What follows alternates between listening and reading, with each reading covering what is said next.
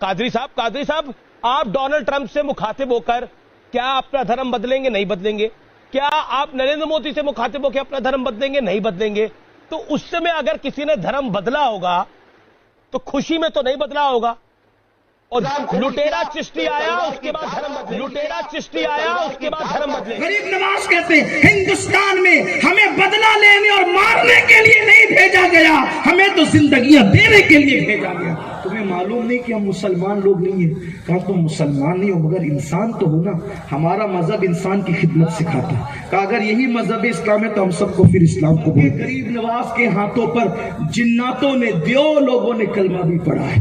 ہاں میرے خواجہ کی شان یہ. رائے پتورا نے غریب نواز کے خلاف آدھی سلطنت کا لالچ دے کر ایک شخص کو, جوان کو بھیجا کہ جا اور اسے قتل کر دے اس درویش کو. وہ آ کر بیٹھا رہا, لوگ بیان سنتے رہے. بیان سنتے سنتے محفل ختم ہوئی, لوگ اٹھ اٹھ کر جانے لگے.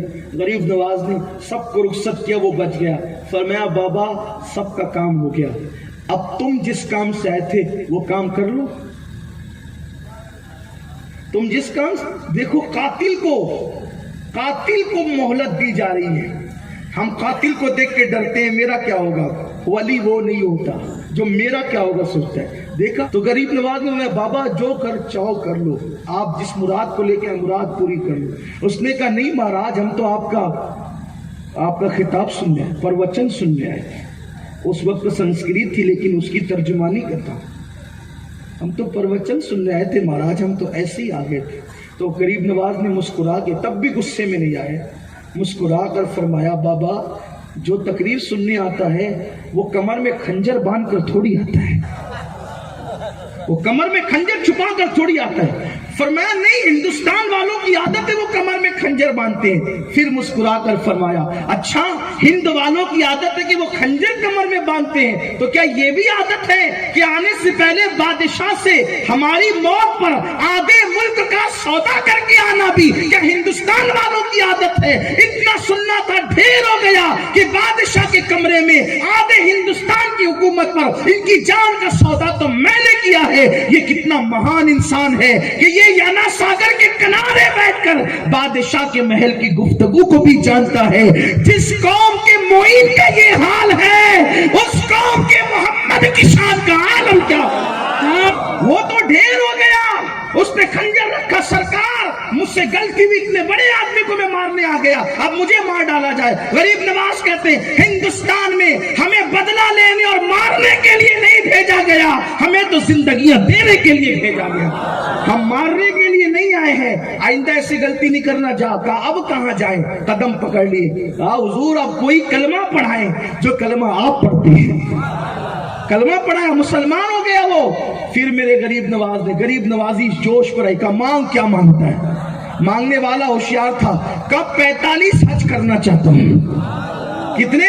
45 حج کرنا چاہتا ہوں. غریب نواز نے میں جا عطا کیا. میں سوچتا ہوں وہ تھا کتنا ہوشیار, ایک بات میں ایک منہ میں کتنی بڑی چیز مانگی. 45 حج کا مطلب کیا کہ 45 سال کی زندگی بھی مانگی.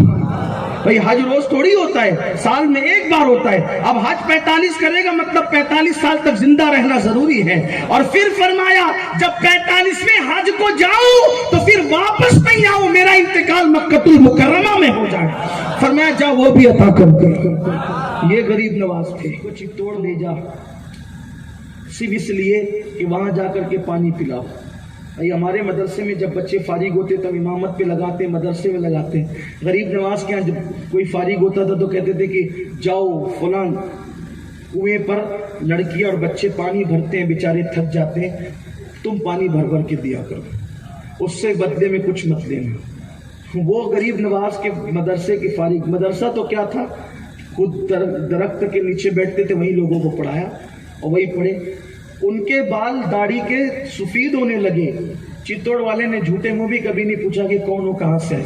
ایک دن آخر بات نکلی کہ یار وہ جوان آئے تھے, بوڑھے ہو گئے, ہمیں پانی بھر بھر کے دیتے, کبھی کچھ لیتے بھی نہیں, ہم نے کبھی پوچھا بھی نہیں کہ کون ہے. انہوں نے بھی نہیں بتایا کہ کون ہے, چلو پوچھتے. آئے تو پوچھا کہ آپ کون ہے, تو کہا کہ میں غریب نواز کا غلام ہوں. کہا یہاں کیوں آئے ہو؟ کہا تمہاری مدد کے لیے پانی بھرنے. تم کیوں آئے ہو؟ تو کہا کہ یہ اوپر چڑھ کے لوگ آتے ہیں، تھک جاتے چڑھتے چڑھتے، پھر پانی نکالتے ہیں ڈول سے تو اور تھکن ہوتی ہے، تمہاری مدد کے لیے۔ تمہیں معلوم نہیں کہ ہم مسلمان لوگ نہیں ہیں؟ کہا تم مسلمان نہیں ہو مگر انسان تو ہو نا، ہمارا مذہب انسان کی خدمت سکھاتا ہے۔ کہا اگر یہی مذہب اسلام ہے تو ہم سب کو پھر اسلام قبول کریں۔ برسوں کی تقریر پر پانی بھرنا بھاری آ گیا۔ یہ بلکہ غریب نواز کے ہاتھوں پر جناتوں نے، دیو لوگوں نے کلمہ بھی پڑھا ہے۔ ہاں میرے خواجہ کی شان یہ، دیو تک نے کلمہ پڑھا ہے۔ غریب ایک ہندوستان میں انا ساگر کے کنارے جنات کھڑا رہتا تھا، قد آدم سے اس کا قد بہت اونچا تھا، اور وہ کھڑا رہتا تھا، لوگوں سے بات کرتا تھا۔ ہندوستان والے جب جنگ میں سب سے ہار جاتے تو سادی دیو کو مدد کے لیے پکارتے تھے، پھر اس کے قدموں میں لڑکیاں ذبح کی جاتی تھی اس کو راضی کرنے کے لیے۔ ایسے نہیں خوش ہوتا تھا وہ، لڑکیوں کا خون چوستا تھا سادی دیو، لڑکیاں ذبح کی جاتی تھی۔ ہندوستان کی تاریخ میں موجود ہے، مختلف کتابوں میں مختلف انداز سے سادی دیو کا تذکرہ کم و بیش ہر سیرت نگار نے لکھا ہے۔ تو لڑکیاں ذبح کر کے اس کو خون پلایا جاتا تھا، اور جب وہ چلتا تھا تو اس کی دھمک پورے اجمیر میں محسوس ہوتی تھی۔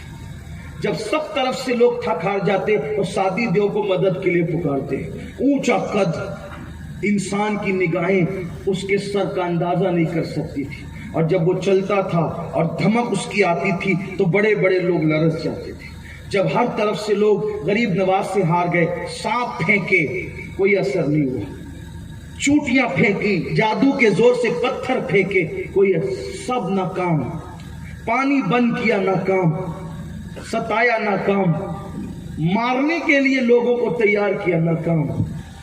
تو اجمیر شریف کے لوگ گئے، سادی دیو نے کہا دیکھ کیا ہو رہا ہے، سب اجمیر کی زمین اتھل پتھل ہو رہی ہے، اور لوگ جو ہے وہ تیزی کے ساتھ اس فقیر کے ساتھ جا رہے ہیں، اس کے پاس جا رہے ہیں، تو ہماری مدد نہیں کرتا، ہم نے تو ہمیشہ سے تیری عبادت کی ہے، تیری عبادت کی ہے، ہمیں تیرے آگے ہاتھ جوڑے ہیں، چل ہماری مدد کر۔ اس کو خوب ابھارا، وہ چلنے کے لیے تیار ہوا۔ غریب نواز کے غلام کچھ مرید آئے، کہا سرکار وہ بڑا خطرناک ہے سادی دیو، تو میں آنے دو کے کھڑا ہوا۔ قد آدم سے اس کا قد بہت اونچا تھا۔ اس نے کہا اے فقیر نکلتا یا میں تجھے مسل دوں۔ غریب نواز کا یقین بول پڑا، فرمایا سادی دیو سن، زندگی اور موت کا مالک صرف میرا اللہ ہے، اگر میرے اللہ نے میری موت لکھی ہے تو مجھے چوٹی سے بھی آسانی سے مسل سکتا ہے، اور اللہ نے میری موت نہیں لکھی ہے تو تجھ جیسے لوگ میرا کچھ نہیں بگاڑ سکتے۔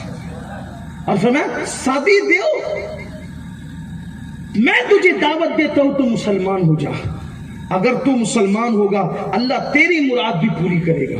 وہ سب لوگ پیچھے کھڑے ہو کر کے سن رہے تھے سادی دیو کی غریب نواز کی گفتگو، وہ ہل گئے، یہ ان کو بھی مسلمان ہونے کی دعوت دے رہے ہیں، تو بھی کلمہ پڑھ میرے نبی کا، مسلمان ہو تیری مراد بھی پوری ہوگی۔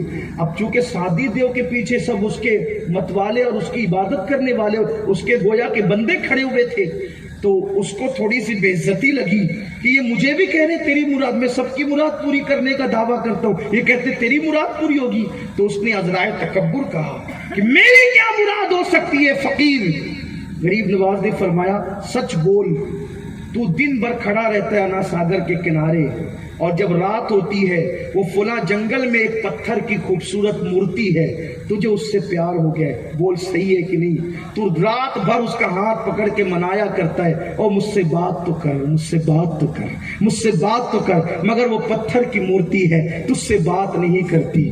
تیری مراد یہ پوری ہوگی اگر تو کلمہ پڑھے گا۔